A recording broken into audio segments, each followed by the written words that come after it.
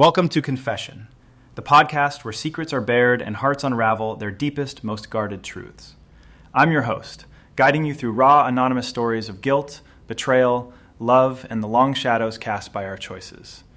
No judgment here, just real, human experiences that remind us we're all flawed, all searching for some kind of redemption or peace. Today, we're stepping into a story that spans decades, a tale of addiction, betrayal, and a secret so heavy it still lingers in the silences of a family's life. Our guest, calling herself Emma, is ready to share a confession she's carried for nearly 30 years. A secret born in the haze of 1997, rooted in mistakes that changed everything. Emma, welcome to Confession. Are you ready to tell your story? Thanks. I think I'm ready. This has been eating at me for so long, like a scar that still aches when it rains. I've been sober for 14 years, but this is the one thing I can't shake, the one regret that keeps me up at night. I need to get it out, even if it breaks me all over again. We're here for you, Emma. Take your time. Start from the beginning. What's your confession? I'm 66 now, living a quiet life on the East Coast. But this story goes back to 1997, when I was 38. I was married to my husband, David, and we had an 18-year-old daughter, Lily. We lived in a small town in Connecticut, a modest house with a sagging porch, a patchy lawn, and a scruffy mutt named Rusty who'd chew anything he could get his paws on. I wasn't a good mother back then. Not by any stretch. I was an alcoholic, deep in the bottle, and I dabbled in drugs, mostly cocaine, sometimes pills if I could get them. I wasn't abusive to Lily, but I was absent, checked out. I cared more about my next drink or hit than being there for her, especially in her teen years. My world revolved around the bar down the street, the dealer's number in my pocket, the haze that kept me numb. I'm 14 years sober now. Thank God. But back then, I was a wreck, barely holding it together. Lily was dating this guy, Harry, who was 24. I didn't like him from the start. He was an alcoholic, used drugs, just like me. And the 6-year age gap with Lily creeped me out. But what I never told her was he flirted with me. Constantly. Little comments when Lily wasn't looking, winks across the dinner table, brushing past me too close when he came over. It made my skin crawl. But I never shut it down. I was too lost in my own mess to care. That sounds like a tense situation. With Harry crossing lines early on, how did Lily's relationship with him play out? Lily was head over heels for him at first. Harry was charming, good-looking, tall, blonde, with this cocky smile that reminded me of some 80s pop star. Lily thought he was her future.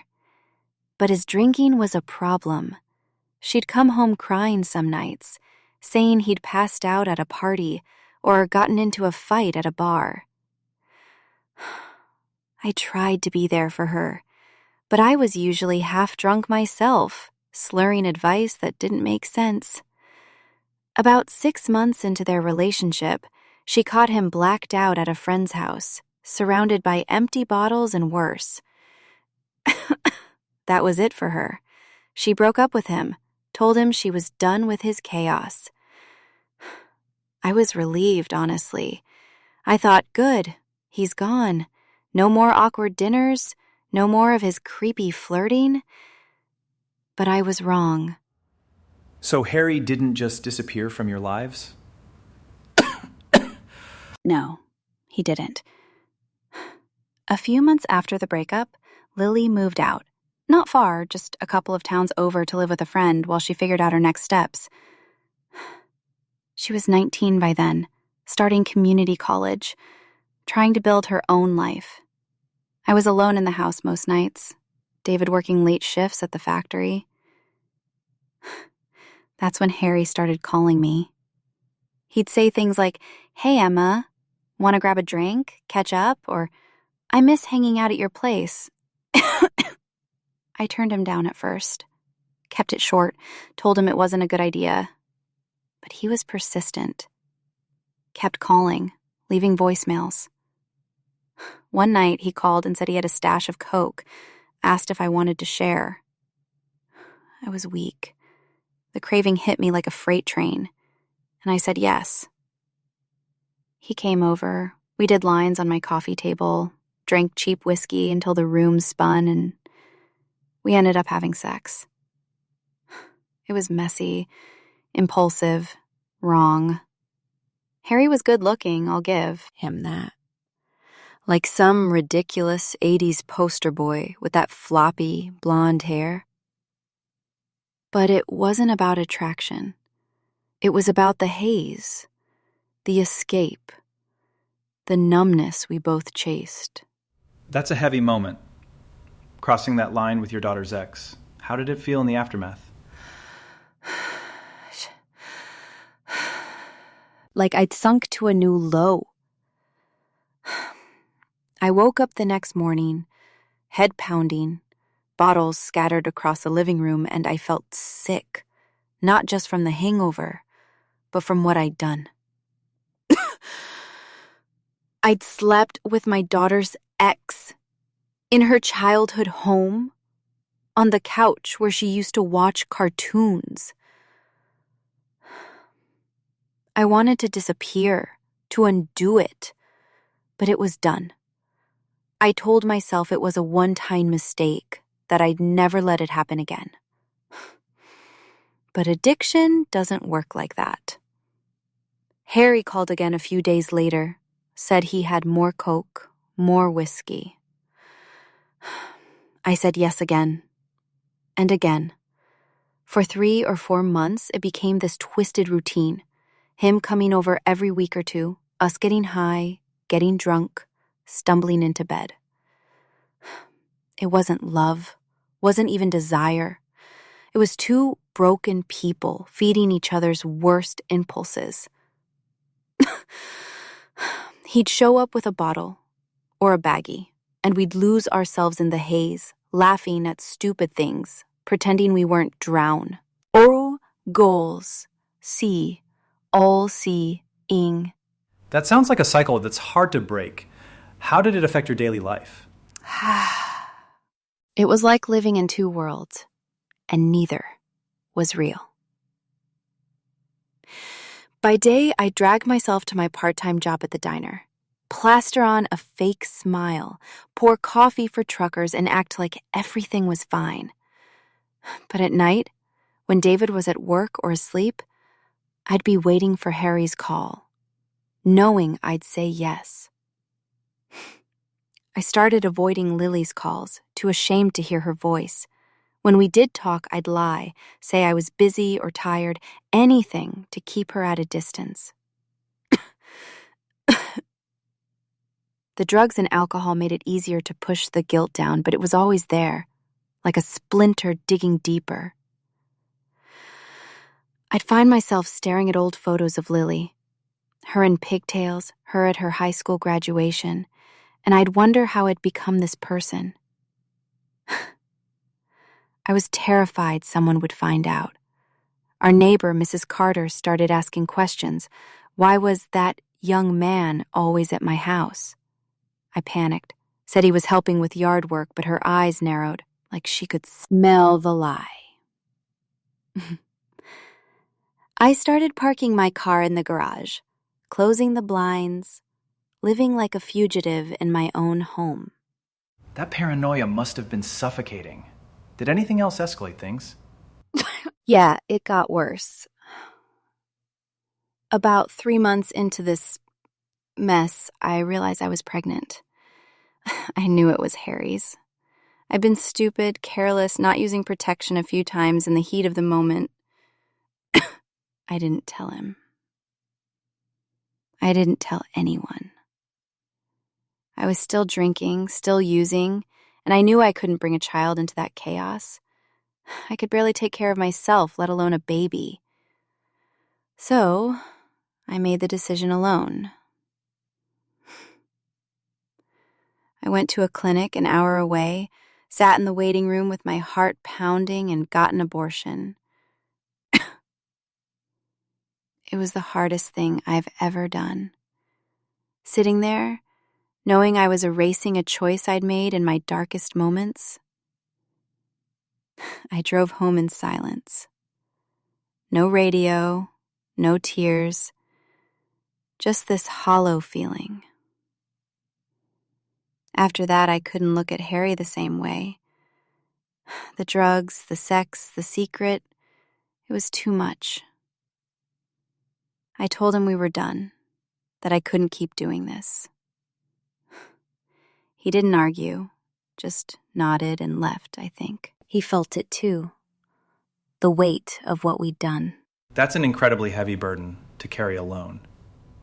What happened after you ended things with Harry? I'd tried to get sober after that. I managed 4 months, went to a few AA meetings, started cleaning up the house, trying to be a better wife, a better mother. But the guilt was like a trigger, pulling me back to the bottle. I relapsed, hard, worse than before. I'd drink alone, lock myself in the bathroom with a bottle of vodka, trying to drown out the image of that clinic, of Harry's face, of Lily's smile.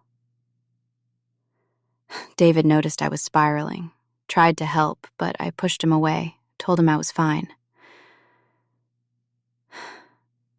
Then, in 1999, 2 years after the affair, Lily called me, out of nowhere. She sounded so happy. Said she'd gotten back together with Harry, that he was sober now, completely clean.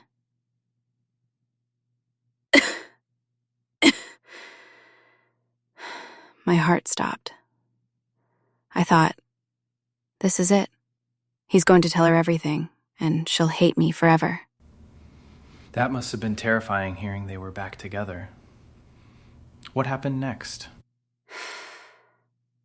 Lily invited us over for dinner. Her, Harry, David, and me. I was a wreck. Couldn't sleep for days, imagining every worst-case scenario. I kept picturing Lily screaming at me, calling me a monster, cutting me out of her life. When they came over, Lily was glowing, talking about how Harry had changed, how he'd been sober for a year, how they were planning a future. I could barely look at her, let alone Harry. When Lily stepped out to grab something from the car, Harry pulled me aside in the kitchen. He looked me in the eye and said, "There's no reason to tell her about what happened. It's in the past, Emma. Let's leave it there." I nodded, my throat tight, because I was too scared to do anything else. I didn't want to lose Lily. So we buried it, pretended it never happened. That's a heavy secret to keep, especially with Lily so close to Harry again. How did the relationship move forward? They got married in 2000, a small ceremony in a local church. I stood there watching my daughter walk down the aisle, her face lit up with joy, and I felt like the worst person in the world. Harry caught my eye during the vows, and I saw it. The same guilt, the same silent question. What did we do? They moved to Texas after the wedding, started a new life. They had a son, my grandson Ethan, in 2003. He's 15 now, a lanky kid with Harry's blonde hair and Lily's stubborn streak. Harry got cancer about a decade ago. Lung cancer, probably from all those years smoking. He beat it, thank God, but it was touch and go for a while. I finally got sober for good in 2010, 14 years ago. I moved to a new place, got a job at a community center, started rebuilding my life. But that secret, it's always there, like a crack in the foundation of everything. That's a long time to carry such a weight. How do you and Harry interact now with all that history? We don't see each other often. They're in Texas, I'm on the East Coast. Maybe once a year for holidays or Ethan's birthday I'll visit or they'll come here. But every time there's this tension. Not attraction, not anymore, but this shared guilt, this unspoken, why did we do that? I see it in his eyes, the way he avoids looking at me too long when Lily's around. It's like we're both haunted by the same ghost. I try to focus on Lily, on Ethan, on being a good grandma. But every time I hold Ethan, I think about the child I didn't have. I wonder what would have happened if I'd kept it, if I'd told Harry, told Lily. But God, what a disaster that would have been. A child born out of addiction, out of betrayal. I know I made the right choice, but it doesn't stop the what-ifs from creeping in. That's a profound weight, Emma, carrying those what-ifs for so long. How has this shaped who you are today? It's made me face the person I was. I wasn't a good mother, a good wife, a good person back then. Getting sober forced me to look at that, to own it. I've worked hard to be there for Lily now, to show up for her and Ethan. We talk more, video calls, visits when I can afford the flight. I send Ethan silly care packages, socks with soccer balls on them, his favorite candy. But this secret, it's like a wall between me and Lily. Even if she doesn't know it's there. I want to tell her, to be fully honest. But I'm terrified it'll destroy her trust in me and Harry and their marriage. I don't know if I'll ever find the courage. For anyone listening, thinking about crossing a line like I did, don't. The high, the escape, it's not worth the years of regret, the pain you'll carry forever. That's a raw, powerful warning, Emma. Thank you for being so honest, for laying this bare. It takes incredible courage to face this truth. How do you feel now, having shared this? Lighter, but still heavy. It's like I've let out a breath I've been holding for 28 years, but the weight's still there. Maybe always will be. I don't know if I'll ever forgive myself. To Lily, if you ever hear this, I'm so sorry. I love you, and I'm trying to be the mother you deserve, even if I failed you back then.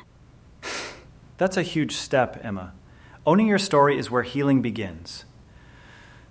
Listeners, Emma's story might stir something in you. What are your thoughts on this situation? Have you ever found yourself in a similar position?